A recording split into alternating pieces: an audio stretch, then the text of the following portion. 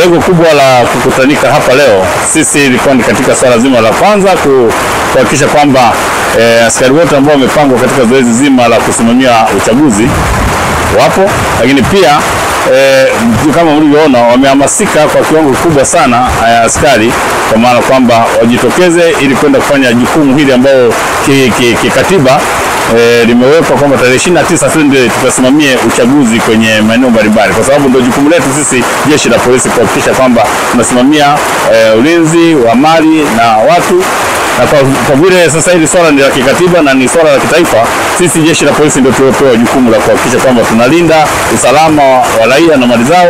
na mali kama hizo ambazo tunavyoona kuna vifaa vile vya kupigia kura. Hata tunaona tuitane leo askari wote katika viwanja vya jeshi la polisi mkoa wa Mbeya ili tuweze kwanza kuangalia mpango kazi wetu ambao tumejipanga. Kumekuwepo na mazungumzo mengi au habari mbalimbali kwenye mitandao kwamba watu wasitoke kwa ajili ya kwenda kupiga kura. Sasa sisi jeshi la polisi tumesema hapana. Tumefanya kikao na askari, wanatuhakikishia kwamba wananchi wamehamasika kwenye maeneo mbalimbali kutokana na mikutano, elimu tunayotoa kwenye mikutano, kwenye makanisa, kwenye vyombo vya habari, kwamba watu wajitokeze kwa wingi kwenda kupiga kura kama walivyojiandikisha ili watumie haki yao ya msingi kupiga kura. Kwa hiyo hata sisi jeshi la polisi kama sehemu ya Watanzania tuko tayari kwenda kupiga kura kwa ajili ya kumchagua kiongozi ambaye tunaona anatufaa. Lakini tumepata maoni pia kwa askari. Baada ya kuzunguka huko, unaona askari wameongea na raia, wananchi mbalimbali wako wanaendelea na shughuli zao, wanakiri kabisa kwamba kwanza wanafurahia uwepo wa askari. Na wanaona kabisa kwamba kumbe jeshi la polisi limejipanga kuhakikisha linasimamia kwa karibu sana shughuli ya uchaguzi mpaka inamalizika. Kwa vile tulianza na kabla ya kipindi cha uchaguzi, sasa hivi tukaingia kwenye wakati wa uchaguzi, na sasa hivi tunaingia baada ya uchaguzi muda mfupi kuhakikisha kwamba hali ya usalama inakuwepo katika mkoa wetu wa Mbeya na jiji la Mbeya kwa ujumla. Kwanza wakati wa kampeni askari tulikuwa tukipangwa kulingana na wagombea, kila mmoja kwa nafasi yake, na askari walikuwa wakifika kwenye mikutano ya kampeni na kusimamia ulinzi wa kampeni hizo za wagombea wa kila chama waliokuwa wanafika katika maeneo yetu katika wilaya na viunga vyote vya mkoa wa Mbeya. Na mwisho kabisa kulikuwa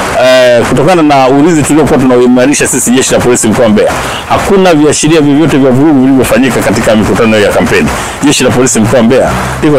liko timamu na liko tayari kukabiliana na yoyote au kikundi chochote cha watu ambacho kitapenda kuvuruga amani ambayo ipo katika mkoa wetu. Mimi kamanda wa polisi mkoa wa Mbeya pamoja na maafisa wenzangu na askari,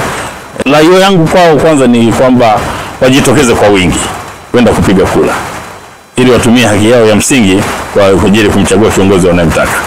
Lakini la pili, jeshi la polisi limejipanga kuhakikisha kwamba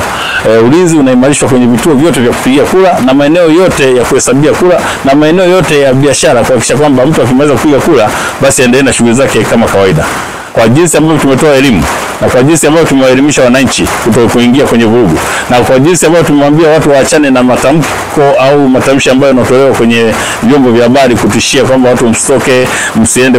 kuchagua, mtafanywa 1 2 3, yale matendo yote ya kiuhalifu, sisi jeshi la polisi tumejipanga kuyakabili kabla hayajatokea ili wananchi wasiweze